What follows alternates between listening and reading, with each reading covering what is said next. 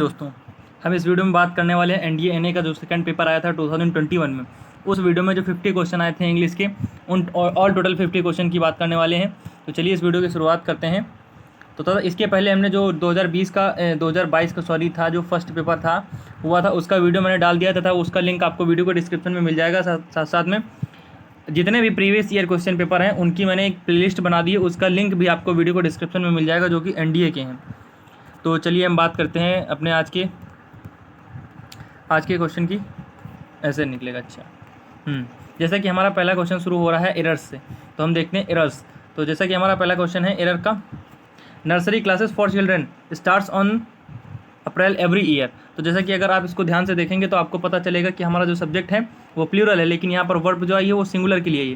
तो जो हमें स्टार्ट है तो स्टार्ट कर देना होगा, स्टार्ट्स नहीं रहना चाहिए। इसका ऑप्शन नंबर सी में एरर हो जाएगा।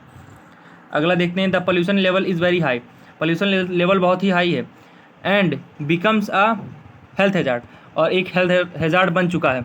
तो यहाँ पर बन चुका है, अगर आप इसको हिंदी के सेंटेंस से रिलेट करेंगे तो यहाँ ऑप्शन नंबर सी में एरर आएगा, क्योंकि यहाँ पर हेल्थ हैजार्ड हैज़ बिकम होना चाहिए, हैज़ बिकम, ना कि बिकम्स। तो इसलिए ऑप्शन नंबर सी में एरर हो जाएगा। अगला देखते हैं, अगला हमारा दिया है third number, India is a country of linguistic and cultural diversities with the multiple ethnic and social groups. तो इसका ऑप्शन नंबर ए में राइट हो जाएगा। जैसे कि अगर आपको वो रूल पता हो, the plus noun plus of plus noun, जैसे कि हमने पिछले वीडियो में डिस्कस कर रखा है कि ये वाला रूल जब आएगा तो हम यहाँ पर द का प्रयोग आगे करेंगे, यहाँ पर भी नाउन, यहाँ पर भी नाउन। तो यहाँ पर आपको कंट्री भी नाउन दिख रहा होगा, ये लिंग्विस्टिक भी नाउन दिख रहा होगा, तो इसलिए यहाँ पर हमें ए की जगह द का प्रयोग करना होगा, इसलिए ऑप्शन नंबर ए में एरर हो जाएगी, इसलिए ऑप्शन नंबर ए में एरर हो जाएगी। अगला देखते हैं, why does the lapse rate effect the tendency of air. तो अगर आप इसको ध्यान से देखेंगे तो इसका आपको एरर पता चल जाएगा। जैसे कि हमारा ये हो गया क्वेश्चन वर्ड, ये डज जो आ गया ये हमारा हेल्पिंग वर्ब हो गई, जो द लैप्स रेट है ये हमारा हो गया सब्जेक्ट। लेकिन अब हमको चाहिए क्या, वर्ब। अब हमें वर्ब की ज़रूरत है, लेकिन जो यहाँ पर इफेक्ट लिख रखा है, ये इफेक्ट एक नाउन होता है। यहाँ पर अफेक्ट AFF वाला आना चाहिए, ए वाला आना चाहिए, अफेक्ट। तो हमारे ऑप्शन नंबर बी में एरर हो जाएगा, इसलिए हमारे यहाँ पर एरर है। अगला देखते हैं, अगला जैसे दिया है कि the thorax is the upper part of your body from the neck down to the bottom of ribs and diaphragm. तो अगर आप इसको ध्यान से देखेंगे तो आपको पता चलेगा कि ये एरर जो है वो कि आर्टिकल से रिलेटेड है, क्योंकि यहाँ पर जो अंगों के नाम होते हैं उनके पहले दा का प्रयोग करते हैं, इसलिए ऑप्शन नंबर सी में एरर हो जाएगा। डायफ्राम के पहले दा का प्रयोग होना चाहिए, दा का प्रयोग। अगला देखते हैं, अगला जैसा कि दिया हुआ है, the practical users of astrology have seldom been seriously studied outside India. तो अगर इसको आप ध्यान से देखेंगे तो इसमें आपको कोई भी एरर नहीं मिलेगी, इसलिए ऑप्शन नंबर डी राइट हो जाएगा। अगला देखते हैं, अगला है हमारा, she collected some armful of medicine and poured them down a drain. तो इसका अगर हम आप ध्यान से देखेंगे तो आपको पता चलेगा कि सम जो होता है, सम एक एडजेक्टिव है, सम एक एडजेक्टिव है।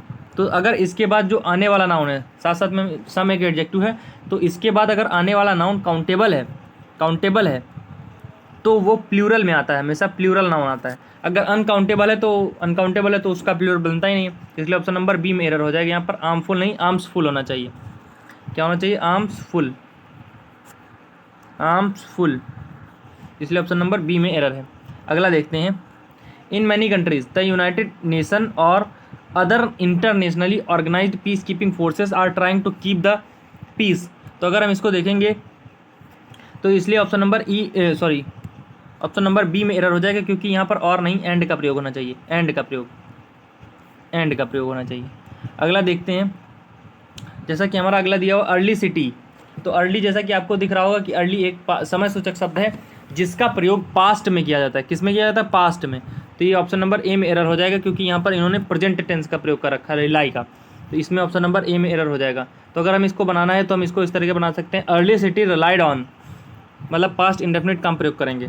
अगला देखते हैं, जैसा कि लास्ट हमारा दिया हुआ एरर्स में, climate change whether it is natural और human induced is stressful for the people.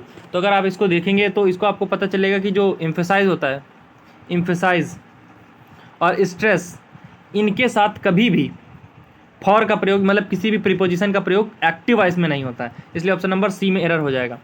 तो देखते हैं अगला क्वेश्चन, जैसा कि हमारा अगला दिया हुआ है इडियम्स का, पहला दिया हुआ है वंस ओवर। वंस ओवर का अगर आप जानते हो तो इसका मतलब होता है a bird's eye view, birds eye view. Means होता है, ये भी एक इडियम है, बर्ड्स आई व्यू, जिसका मतलब होता है एक सरसरी निगाह से देखना, मतलब क्विकली किसी चीज़ को करना। तो इसलिए इसका ऑप्शन नंबर ए राइट हो जाएगा, टू डू समथिंग क्विकली। अगला है अ बैग ऑफ बोन्स। तो अ बैग ऑफ बोन्स तो आपको ऐसे ही देख के पता चल रहा होगा कि हड्डियों का झोला, मतलब हड्डियों का बैग। तो इसका ऑप्शन नंबर बी, हाँ बी राइट हो जाएगा कि एक्सट्रीमली थिन, यानी जो व्यक्ति बहुत ही पतला दुबला होता है तो उसे हम अ बैग ऑफ बोन्स भी कहते हैं। अगला देखते हैं, जैसा कि हमारा दिया muddy the waters. Muddy the waters का मतलब होता है सिचुएशन को और डिफिकल्ट बनाना, to make the situation complicated. Option number D right हो जाएगा। अगला देखते हैं जो होता है to level with. To level with का मतलब होता है टू टॉक फ्रैंकली, फ्रैंक और टू बी ऑनेस्ट, ऑनेस्ट होना या फ्रैंक होना। तो इसलिए इसका ऑप्शन नंबर बी राइट हो, ए राइट हो जाएगा। यहाँ पर टू बी ऑनेस्ट दे रखा है। अगला देखते हैं show your hand. Show your hand या हम कह सकते हैं show one's card, one's card. तो इसका मतलब होता है अपना सीक्रेट रिवील कर देना, अपना प्लान रिवील कर देना। इसका ऑप्शन नंबर डी राइट हो जाएगा, to tell people about your plans. अगला देखते हैं टू पुलअप। तो पुलअप का मतलब होता है जैसे कि हम लोग कभी कभी पुलअप मारते हैं तो कहते हैं कि चलो देखते हैं कौन कितना मार लेता है, यानी ऑप्शन है बी, यानी खुद को चेक करना कि हम कितना मार लेते हैं। तो ऑप्शन नंबर बी राइट हो जाएगा। अगला देखते हैं, जैसा कि अगला दिया be out of action. Be out of action का होता है कि अस्वस्थ हो जाना, अस्वस्थ हो जाना, यानी ऑप्शन नंबर बी। इसके अगर हम इसको सारा देखते हैं तो इस तरीके से ऑप्शन नंबर सी राइट हो जाएगा, टू बी डिसफंक्शनल, मतलब उस स्थिति में कुछ अस्थायी रूप से काम नहीं कर रहे हो, मतलब टेम्परेरीली आप अब्सेंट हो गए हो एक तरीके से। अगला दिया हुआ learning from the schools of hard knocks. जैसा कि ये जो हार्ड नॉक्स है ये एक यूनिवर्सिटी है, यूनिवर्सिटी है जो कि एक व्यक्ति ने इस्टेब्लिश की थी 1947 में। तो उसमें उसका उद्देश्य था कि उन व्यक्तियों को ढूंढना जिन्होंने हायर एजुकेशन लिए बिना अपनी लाइफ में सक्सेस अचीव करी है। तो इसका ऑप्शन नंबर डी राइट हो जाएगा कि learning things through the difficult experience, जिन्होंने अपनी लाइफ में डिफ़िकल्ट एक्सपीरियंसेस से लर्न किया है, उन लोगों को फाइंड करना इस हार्ड नॉक्स का उद्देश्य था। अगला देखते हैं रेज सम हैकल्स। हैकल्स का मतलब होता है प्रॉब्लम्स। किसी व्यक्ति के लिए अगर आप प्रॉब्लम खड़ी करोगे तो उस व्यक्ति के लिए अगर आप प्रॉब्लम खड़ी कर रहे हो, हैकल्स का मतलब होता है प्रॉब्लम, तो क्या वो व्यक्ति खुश होगा या वो तुम कोई बड़ा टास्क कर दोगे या तुम आइडली बैठे हो। इसलिए इसका ऑप्शन नंबर ए राइट हो जाएगा। इसमें कुछ ऐसे ही अनटसेंट ऑप्शन ही दे रखे हैं तो ये हमारे सारे ऑप्शन गलत हो जाते हैं, केवल ए ऑप्शन राइट हो जाएगा। लास्ट वाला दिया हुआ है a man of letters. A man of letter का मतलब होता है, आप जैसे कि जानते हैं, एक विद्वान व्यक्ति। तो एक विद्वान व्यक्ति अगर हम इसमें पढ़ते हैं तो a scholar in a literature. तो अगला देखते हैं, तो चलिए हम अगला पार्ट देखते हैं जो कि है ordering of the words in a sentences. जैसा कि हमारा 21 नंबर दिया हुआ है तो इसमें हम देखते हैं जो कि एस है ये हमारा एंड से शुरू हो रहा है, तो इसलिए ये तो हमारा पहला कभी नहीं हो सकता। साथ साथ में जब हम सेंटेंस शुरुआत करते हैं तो हमें एक सब्जेक्ट की ज़रूरत होती है, तो उसी के हिसाब से अगर हम देखेंगे तो हमारा क्यू जो है वो सब्जेक्ट है, इसलिए हमारे आर और एस कट जाते हैं। और इसके आगे हम देखते हैं कि क्या आएगा। तो जैसे कि हम पढ़ते हैं the Gupta empire in India is, तो इज़ के बाद की क्या ज़रूरत है, इसके बाद एक ऑब्जेक्ट की ज़रूरत है, एक ऑब्जेक्ट की ज़रूरत है जो कि हमारा ऑब्जेक्ट पी है, यानी सिंबॉलिक ऑफ पीस। जो गुप्ता एम्पायर था वो पीस और समृद्धि का, शांति और समृद्धि का प्रतीक था, represented through numismatics and archaeological and literary evidences of multiple kinds. तो इसलिए हमारा हो जाएगा क्यू से पी, पी से आर, आर से एस, यानी ऑप्शन नंबर ए राइट हो जाएगा। तो देखते हैं अगला क्वेश्चन, इधर से नहीं इधर से देखना था। जैसा कि अगला क्वेश्चन दिया हुआ the transportation of system so that it and not just the affluence section of society provides. इस पर ध्यान रखिएगा, यही सब कीवर्ड्स मदद करते हैं। Mobility to everyone, there are many ways to restructure. तो जैसा कि आप देख रहे होंगे तो ये प्रोवाइड्स, यहाँ पर प्रोवाइड्स लिख रखा है। प्रोवाइड्स कब आता है, जब इसके पहले कोई सब्जेक्ट आ चुका हो, वो भी सिंगुलर सब्जेक्ट आना चाहिए। तो प्रोवाइड्स के लिए यहाँ पर सिंगुलर सब्जेक्ट कहाँ है, ये इट है, इट है। तो यहाँ पर हमारे बाद पी के बाद आर आने वाला है, पी के बाद आर आने वाला है, ये तो कन्फर्म हो गया। और यहाँ पर एंड यानी क्यू से शुरू नहीं हो सकता है, क्यू हट गया। There are many ways, R से शुरू हो सकता है और पी के बाद आर आएगा। पी के बाद आर कहाँ कहाँ पर है, पी के बाद आर है, लेकिन ये छोड़ के, ये छोड़ के नहीं होना चाहिए, मतलब एकदम लगातार होना चाहिए कंटिन्यूअसली। पी के बाद आर यहाँ पर भी नहीं, इसलिए हमारा ऑप्शन नंबर सी राइट हो जाता है, हमारा ऑप्शन नंबर सी राइट हो जाता है। सी, क्योंकि पी के बाद आर यहाँ पर मिल भी रहा है और साथ साथ में ये जो अन्य वाले बचे हैं इनमें पी के साथ आर नहीं मिल रहा है, पी के साथ आर नहीं है, पी के साथ आर नहीं है। देखिए यहाँ पर पी आर दूर दूर है, यहाँ पर भी पी आर दूर दूर है और हमें पी आर एकदम साथ साथ चाहिए, क्योंकि इट के बाद यानी ये जो सिंगुलर सब्जेक्ट है इसके बाद सिंगुलर वर्ब यहाँ पर लगी हुई प्रोवाइड्स, तो यही हेल्प करते हैं। तो देखते हैं अगला क्वेश्चन, तो यानी ऑप्शन नंबर सी हमारा राइट हो जाएगा इसका। अगला दिया हुआ है, जैसे कि ये फिर एंड से शुरुआत कर रखा है, ये भी एंड से, तो ये एस और क्यू हटा दो पहले ही। अब इसमें आता है कौन सा, कि इनमें देखना है कि हमें कौन सा पहला हो सकता है। तो जैसा कि हमें एक सब्जेक्ट की ज़रूरत होती है, तो यहाँ पर देखते हैं तो यहाँ पर सब्जेक्ट भी है और इसके साथ साथ में यहाँ पर वर्ब भी है। अर्थ स्पेलिकल से, तो ये आर से शुरू होगा सेंटेंस, क्योंकि अगर आप इसको देखेंगे relationship between land form and water bodies, तो क्या कभी इस तरीके से सेंटेंस स्टार्ट हो सकता है। सबसे पहले अगर हमको सेंटेंस को स्टार्ट करना है तो उसके लिए सब्जेक्ट की ज़रूरत होती है, तो उसी तरीके से यहाँ से हमारा आर से सही होगा, तो यानी ऑप्शन नंबर बी राइट हो जाएगा। अगला देखते हैं, अगला दिया हुआ है हाँ, अरे जैसे कि अगला है हमारा अगला क्वेश्चन दिया हुआ है कि जो ये एंड है इसको तो एंड देख करके क्यू हटा दो, ये इस देख करके आर हटा दो, और अब हमें सिर्फ कंफर्म करना है कि इसमें आएगा या इसमें आएगा।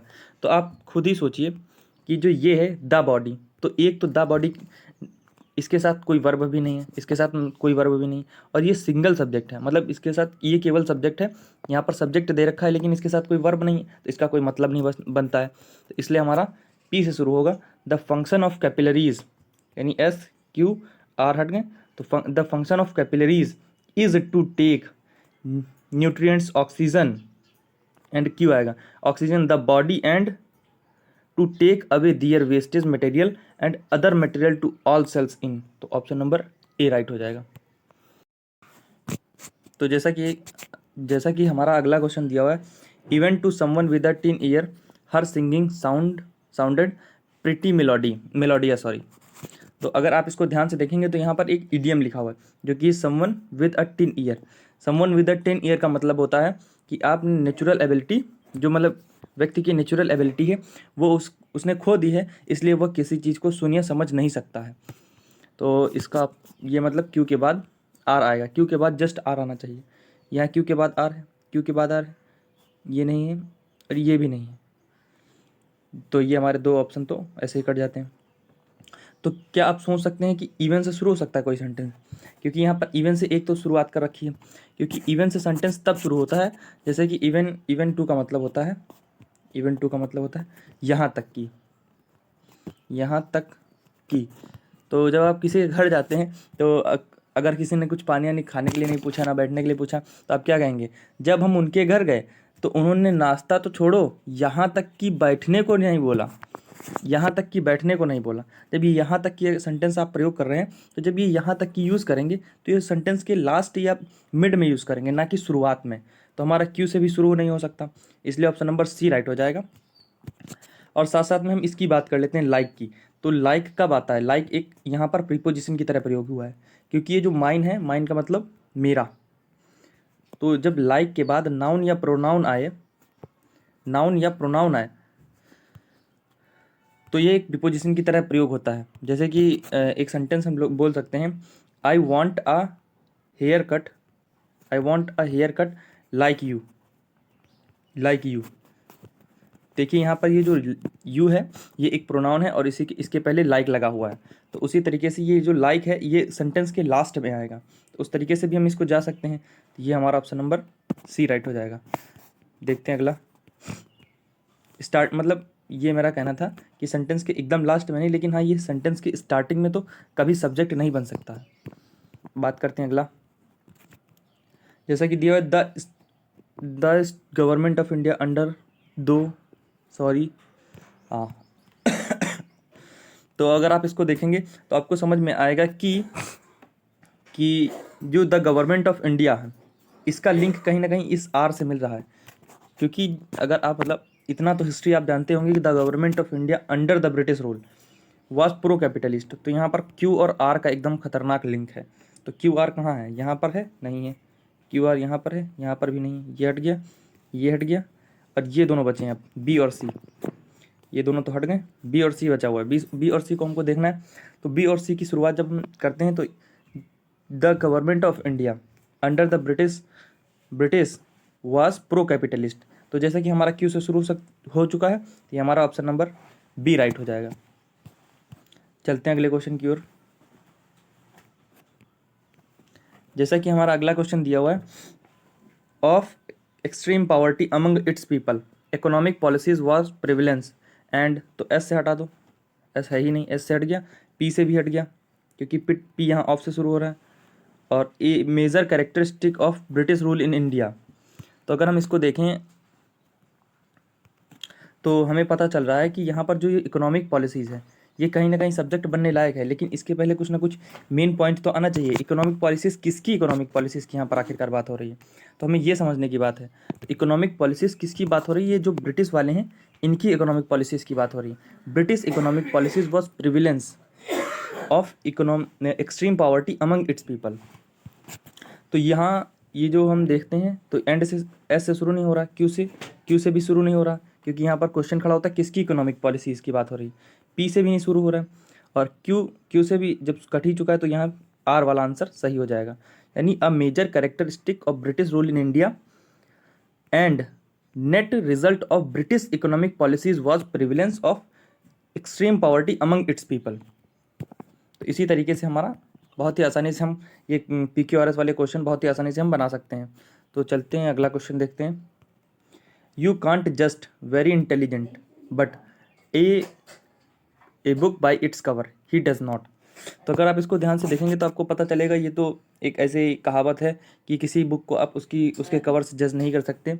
तो a book by its cover you can't जज, तो इसके बाद हमारा ये आएगा पी के बाद आर, यू कांट जज a book by its cover, he does not look very intelligent but.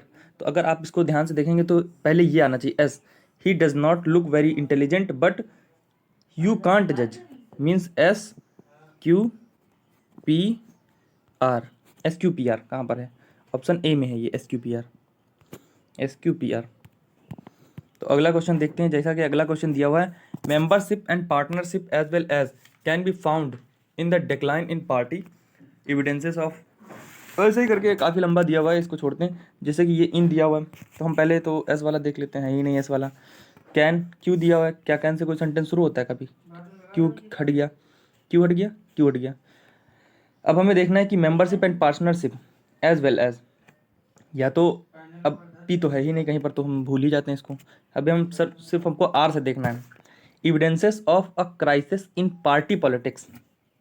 तो अभी तो हम पार्टी पॉलिटिक्स, तो अब जब ये जो आर है इसके बाद हमें सब्जेक्ट ढूंढना है, क्योंकि यहाँ पर एक वर्ब ढूंढनी है, क्योंकि सब्जेक्ट तो हमें मिल चुका है, जस्ट इसके बाद हमें सब्जेक्ट की ज़रूरत है। तो सब्जेक्ट हमारा कहाँ से मिलेगा, वर्ब कहाँ से मिलेगी, वर्ब हमारी यहाँ पे मिलेगी कैन बी फाउंड, यानी पी आर के बाद क्यू होना चाहिए, आर के बाद क्यू, तो यानी ये ऑप्शन नंबर ए राइट हो जाएगा। अगला दिया हुआ government market and voluntary organisations mixture of contribution from the provisions of goods and services. तो यहाँ अगर आप इसको देखेंगे तो यहाँ आपको सीधा सीधा लिंक मिलेगा गुड्स एंड सर्विसेज के बीच में, गुड्स एंड सर्विसेज के बीच में। तो आर के बाद तुरंत एस आ जाएगा, the provisions of public goods and services can be regarded as a complex. क्या कॉम्प्लेक्स होना चाहिए, as a complex mixture complex है, क्योंकि अगर हमने मान लिया कि हमने इस एस के बाद हमने सीधा पी रख दिया तो ये फ्रॉम फिर कहाँ जाएगा, फ्रॉम के बाद कुछ तो होना चाहिए, तो इसलिए, और उसके साथ साथ में फ्रॉम जो है ना, फ्रॉम के बाद एक यानी प्रीपोजिशन है तो इसको एक नाउन या प्रोनाउन की ज़रूरत होगी। तो यहाँ पर नाउन दिया हुआ है जो कि गवर्नमेंट है, और मार्केट है, वॉलंटरी ऑर्गेनाइजेशंस हैं, ये तीनों ही नाउन है। तो इसलिए हमारा आर एस क्यू पी कहाँ है, आर एस क्यू पी यानी ऑप्शन नंबर सी में राइट हो जाएगा। तो देखते हैं अगला पार्ट। जैसा कि हमारा ये अगला पार्ट सिनोनिम का है, he is essential a lowbrow person. तो अगर आप इसको ध्यान से देखेंगे तो आपको पता चलेगा कि लोब्रो पर्सन का मतलब क्या होता है, एक नीच व्यक्ति। तो अगर हम इसमें देखेंगे तो जो पैथेटिक होता है, पैथेटिक का मतलब होता है दयनीय, यानी जिस पिटेबल जिस पर दया की जाती है। और पैशनेट तो आप जानते हैं कि किसी काम के लिए जुनून हो जिसके अंदर। प्राउड तो जानते ही, प्राउडी व्यक्ति। इसका ऑप्शन नंबर ए राइट हो जाएगा, क्योंकि ये इसका सिनोनिम बनता है। अगला देखते हैं नॉस्टैल्जिया। नॉस्टैल्जिया का मतलब आप जानते हो, हिज नॉस्टैल्जिया इज डीप। उसका जो दुख है बहुत ही गहरा है, उसका दुख, उदासी। नॉस्टैल्जिया का मतलब होता है उदासी, दुख, मेलॉन्कली, इस तरीके से हम कह सकते हैं। इसका ऑप्शन नंबर बी राइट हो जाएगा, लॉन्गिंग। अगला हमारा है ट्रूएंसी। तो अगर जो अगले बचे हैं वो एक्साइटमेंट तो आप समझते हैं, हैप्पीनेस भी समझते हैं, एबिलिटी भी समझते हैं। ट्रूएंसी का मतलब होता है एक ऐसा व्यक्ति जो अपने काम से बचता हो, यानी कामचोरी करता हो, कामचोर कहीं का। तो उसी कामचोर को हम क्या कहेंगे? अगर हम देखते हैं ऑप्शन ए में लॉयल्टी का तो मतलब होता है एकदम निष्ठापूर्ण, जो भी भैया एकदम काम करने में बहुत ही दीवाना रहता है, दीवाना नहीं रहता लेकिन हाँ वो अपने काम के प्रति निष्ठावान है। इंटेग्रिटी और ऑनेस्टी दोनों सेम ही है। और एब्स्टेमिज्म, तो ये हमारा ऑप्शन नंबर डी राइट हो जाएगा कि वह अनुपस्थित रहता है अक्सर। जैसा कि हमारा अगला दिया है मेल्फिसेंट। मेल्फिसेंट का मतलब होता है एक नुकसानदेह व्यक्ति, मतलब जो नुकसानदेह व्यक्ति। और अगर हम इसको गूगल पर सर्च करते हैं तो हमें इसका एक और सिनोनिम मिलता है, जो कि है अपराधी। क्योंकि अपराधी नुकसानदेह कौन हो सकता है? जो अपराधी हो। इसलिए इसका ऑप्शन नंबर सी राइट हो जाएगा। और फ्रेंडली तो आप समझते हैं, जनरस मीन्स उदार होता है, कनिंग मीन्स चालाक होता है। अगला है हमारा solemnity. His solemnity is celebrated. उसकी सोलेमनिटी को सेलिब्रेट किया गया। चलिए देखते हैं अगला क्वेश्चन। जैसा कि दिया हमारा सोलेमनिटी। सोलेमनिटी का मतलब एक होता है वर्ड सोलेम्न, सोलेम्न, जिसका मतलब होता है इम्पॉर्टेंट, और साथ साथ में इसका भी मतलब होता है धार्मिक, यानी रिलीजियस कोई काम। तो इसमें हम सोलेमनिटी का मतलब देख लेते हैं। तो सोलेमनिटी का एक जो हमने बताया महत्वपूर्ण, तो अगर हम महत्वपूर्ण से रिलेट करेंगे इसको, महत्वपूर्ण, तो ये ग्रीड मतलब अलग, ये कहीं नहीं रिलेट हो सकता। डिज़ायर भी रिलेट नहीं होता, ट्रस्ट भी रिलेट नहीं होता। इस तरीके से हमारा डिग्निटी रिलेट होता है, जिसका जिसका कहीं ना कहीं सेंस महत्वपूर्ण से ही जाता है। क्योंकि जिसका हम डिग्निटी मीन्स होता है सम्मान, जिसका हम सम्मान करते हैं वो कहीं ना कहीं हमारे लिए महत्वपूर्ण तो होता ही है। तो अगली बात करते हैं। जैसा कि दिया अगला बाउंटी। बाउंटी का मतलब होता है कोई व्यक्ति, हिज बाउंटी इज लिमिटलेस। उसकी उदारता, उदार जो व्यक्ति होते हैं, जनरस, काइंड, तो उसकी उदारता लिमिटलेस है। तो इसलिए ऑप्शन नंबर ए राइट हो जाएगा, बेनोवलेंस। बेनोवलेंस का भी मतलब सेम होता है। गैलेंट्री तो आप समझते होंगे, गैलेंट्री अवार्ड दिए जाते हैं। चैवलरी और गैलेंट्री सेम ही होते हैं। नेपोटिज्म, भाई भतीजावाद। अगला दिया होलोकॉस्ट। होलोकॉस्ट तो बहुत ही इंटरेस्टिंग वर्ड है, जिसका जो कि एक ग्रीक वर्ड था, जो कि होलोज और कॉस्ट से उत्पन्न हुआ था, कॉस्टोस से, होलोज और कॉस्टोस से।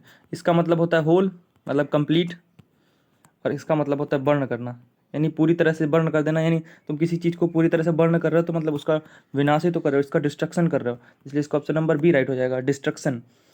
तो ये जो सेलिब्रेशन तो समझते हैं, कंस्ट्रक्शन भी समझते हैं, ब्यूटीफुल भी समझते हैं आप। एवर्जन, एवर्जन का मतलब होता है घृणा, घृणा। तो घृणा अगर हम इसमें देखते हैं, हम्बलनेस, ह्यूमिलिटी और हॉस्पिटलिटी। हॉस्पिटलिटी का तो समझते होंगे आदर सत्कार करना, कोई व्यक्ति आया जैसे तो उसका सम्मान करना। गेस्ट को होस्टिंग होती है उसे हॉस्पिटलिटी बोलते हैं। ह्यूमिलिटी और हम्बलनेस दोनों सेम है, यानी इनका मतलब होता है विनम्रता। और जो हॉस्पिटलिटी, यही हमारा ऑप्शन नंबर बी राइट है। अगला देखते हैं। जैसा कि अगला हमारा दिया हुआ है decipher. Decipher, decipher, to be able to decipher something is wonderful. अगर कोई वर्ड नहीं आता आपको, कोई दिक्कत नहीं, उसका कम से कम आप सेंटेंस पढ़ के देखिए। सेंटेंस को पढ़ने से आपको समझ में आएगा कि कहीं ना कहीं ये किस ओर इशारा कर रहा है। तो to be able to decipher something, किसी चीज़ को समझने के एबल होने, इज़ वंडरफुल, किसी चीज़ को समझने के योग्य होना, इज़ वंडरफुल है, वो वंडरफुल होता है। तो डिसाइफर मतलब किसी चीज़ को समझने योग्य होना, समझना, यानी किसी चीज़ को समझना। तो यहाँ पर क्या है, जो जैसा कि एनिमेट दिया हुआ है, एनिमेट का तो मतलब आप समझते होंगे कोई चीज़ लाइव एनिमेशन लगा दो, तो इसका मतलब होता है लाइव, यानी जो जीवित है एक तरीके से। और सिमुलेट जो है, सिमुलेट का मतलब होता है झूठा, झूठा। तो क्या आपको लग रहा है ये दोनों कहीं हो सकते हैं? ये दोनों नहीं हो सकते सिनोनिम्स के। इनकोड करना, इनकोड करना का मतलब होता है जैसे कि कोई वर्ड है उसको इनकोड कर देना, यानी कोड में बदल देना, किसी को कोडिंग करना। तो ये भी नहीं हो सकता। ऑप्शन नंबर ए राइट हो जाएगा, किसी वर्ड को डिकोड करना, यानी उस चीज़ को समझ लेना अच्छे से। अगला देखते हैं, लास्ट है जो कि opportune. It is the time, it is the opportune time to think about the investment in the real estate sector. तो अगर आप इसका ऐसे ही आसानी से दिख रहा है कि अपॉर्चुनेट का मतलब क्या होता है, ये एक अप्रोप्रिएट टाइम है। ये एक अप्रोप्रिएट टाइम यानी एक उचित समय है कि आप इन्वेस्ट कर दें उसमें रियल इस्टेट में, ताकि आप प्रॉफिट कमा सकें। ऑनरेरी तो आप समझते हैं इसका मतलब होता है कोई सम्मानित व्यक्ति, या एक हम उसके हिसाब से जाएं अगर वन वर्ड के हिसाब से तो इसका मतलब होता है अवैतनिक। अवैतनिक और डिफिकल्ट है तो डिफिकल्ट होता है अनसुटेबल मतलब अनुपयुक्त, यानी जो अनुचित चीज़ है उसे अनुपयुक्त बोलते हैं। इनअप्रोप्रिएट इसका एंटोनियम यानी। तो चलिए देखते हैं सिनोनिम्स। तो जैसा कि हमारा पहला सिनोनिम दिया हुआ है लॉप साइडेड। लॉप साइडेड का मतलब क्या होता है? तो लॉप साइडेड का मतलब होता है एक तरफा, means one sided. One sided तो अगर आप देखेंगे जब कोई चीज़ वन साइडेड हो जाती है तो वो अनबैलेंस्ड हो जाती है। अनबैलेंस्ड हो जाती है तो इसका एंटोनिम क्या हो जाएगा? बैलेंस्ड। अगला हमारा दिया प्रेजवर्थी। प्रेजवर्थी का मतलब क्या होता है? हिज वर्क इज प्रेजवर्थी, उसका काम जो है प्रेजवर्थी है। प्रेजवर्थी मतलब आप समझ रहे हैं कि नहीं? प्रशंसनीय, जिसकी प्रशंसा की जा सके, प्रशंसनीय। Plausible, admirable, commendable. तो वैसे ही ये देखो, ये जो दोनों लिखे हुए ये सिनोनियम है इसके, ये सिनोनियम है दोनों। और जबकि ये जो ऑप्शन बी है ये इसका एंटोनियम है, इसलिए ऑप्शन नंबर बी हमारा राइट हो जाएगा, मतलब एंटोनियम इसका होगा बी, ऑप्शन बी इसका एंटोनियम हो जाएगा।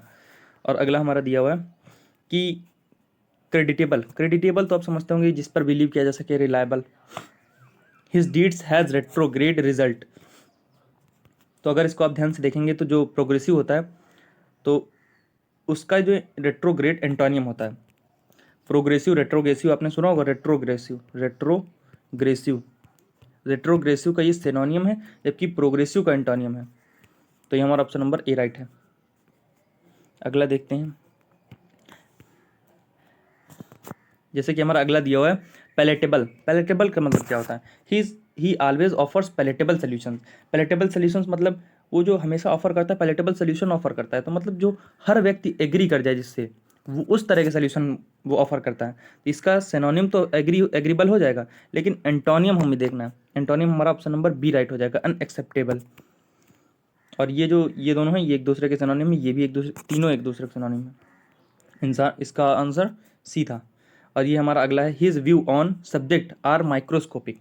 माइक्रोस्कोप तो आप समझते होंगे, माइक्रोस्कोप मतलब छोटी चीज़ों को बड़ा देखने वाला, छोटी चीज़ों को देखने वाला। तो उस इसलिए इसका एंटोनिम हो जाएगा ब्रॉड बेस्ड। मिनट और ये इन सबका एक ही मतलब होता है लगभग। अगला हमारा दिया है ऑब्ड्यूरेट। ऑब्ड्यूरेट तो आप समझते होंगे, ऑब्ड्यूरेट का मतलब होता है जिद्दी व्यक्ति, एडमेंट, जिद्दी, एडमेंट। तो इसका इंसान ऑप्शन नंबर ए हो जाएगा, जो कि आराम से मान जाता है, उसको कोई ज़्यादा दिक्कत नहीं होती। तो अब कैलस, कैलस इसका सिनोनिम है ऑब्नोक्सियस। ऑब्नोक्सियस को तो आप समझते होंगे कि ऑब्नोक्सियस का मतलब होता है जैसे कि डिस्गस्टिंग, नेस्टी, ऑफुल, यानी घिनौना। ऑब्नोक्सियस का अरुचिकर, जो इंटरेस्टिंग ना हो उसे हम बोलते हैं ऑब्नोक्सियस। कैलस इसका सिनोनियम है इंसेंसिबल। इंसेंसिबल तो आप समझते हैं कि जैसे कि चूतिया व्यक्ति, जिसके पास कोई सेंस नहीं होता है। और दूसरा होता है एक अनकॉन्शियस, जैसे कि माइंड पे चोट लग जाए तो वो अनकॉन्शियस हो जाता है। और एक होता है चूतिया व्यक्ति, उसको चाहे कुछ भी कह लो उसको कुछ समझ में नहीं आता। अगला है Mohan always had profound respect, profound respect for Sohan. तो मोहन प्रोफाउंड का एंटोनिम होता है सुपरफिशियल। इसका ऑप्शन नंबर डी राइट हो जाएगा। प्रोफाउंड का मतलब होता है, प्रोफाउंड का मतलब होता है एकदम गुणवान व्यक्ति, एड्रॉइट जिसे बोलते हैं। तो अगला देखते हैं, we were living in turbulence time. Turbulent time, turbulent का तो आप समझते होंगे, टर्बुलेंट का मतलब होता है उपद्रव जैसा, मतलब उस तरह का समय, उपद्रवी टाइम। या हम बोल सकते हैं चाउटिक स्टॉर्मी। चाउटिक स्टॉर्मी अंग्रेजी में, चाउटिक स्टॉर्मी। तो इसका एंटोनिम क्या आ जाएगा? ये ऑप्शन नंबर सी। ये तो बहुत आसान था। अगला दिया हुआ है dogmatic. Dogmatic, Amit is a dogmatic person. तो अमित कैसा डॉगमेटिक पर्सन है? डॉगमेटिक का मतलब होता है एक सिद्धांतवादी व्यक्ति, सिद्धांतवादी, वो एकदम रूल्स के हिसाब से चलता है। तो इसका ऑप्शन नंबर ए नहीं राइट होगा, क्योंकि ए इसका सिनोनियम है, ए इसका सिनोनियम है और डी इसका सिनोनियम है। क्योंकि जो व्यक्ति सिद्धांत से चलता है ना, तो वो रिजिड हो, मतलब लगभग थोड़ा सा रिजिड तो होता है, क्योंकि हम इसको फॉलो करेंगे तो इसी को फॉलो करेंगे और हमसे कोई मतलब नहीं। और बोल्ड का यहाँ पर कोई कनेक्शन ही नहीं है, क्योंकि जो सिद्धांतवादी उसका बोल्ड से क्या मतलब। ऑप्शन नंबर बी राइट हो जाएगा इसका। असर्टिव का भी, असर्टिव जो है ये इसका सिनोनियम है, रिजिड भी इसका सिनोनियम है। इसका आंसर बी है। हमारा लास्ट क्वेश्चन दिया हुआ है फिकल, यानी Sachin is very fickle in his behaviour. उसका बिहेवियर बहुत ही फिकल है। कैसा बिहेवियर? Fickle behaviour. फिकल का मतलब होता है अस्थिर, यानी जो एक बात पर कभी न टिके, अस्थिर, एक बात पर ना टिकने वाला। जैसे कि कैप्रिसियस, कैप्रिसियस का सेम मतलब होता है, मेर्क्यूरियल का भी सेम मतलब होता है, मेर्क्यूरियल का भी सेम मतलब होता है, और वैसिलेटिंग का भी सेम मतलब होता है कि वो कभी एक जगह स्थिर नहीं रहते हैं, आगे पीछे हिलना डुलना। वैसिलेटिंग तो आप समझते होंगे कि वेव्स के संबंध में अधिकतर आता है वैसिलेट करना। तो इसका ऑप्शन नंबर ए राइट हो जाएगा, यही एंटोनियम है इसका। तो मिलते हैं नेक्स्ट वीडियो में, तब तक के लिए हंसते रहिए, मुस्कुराते रहिए और हमारे इस वीडियो को बहुत ही प्यार दीजिए।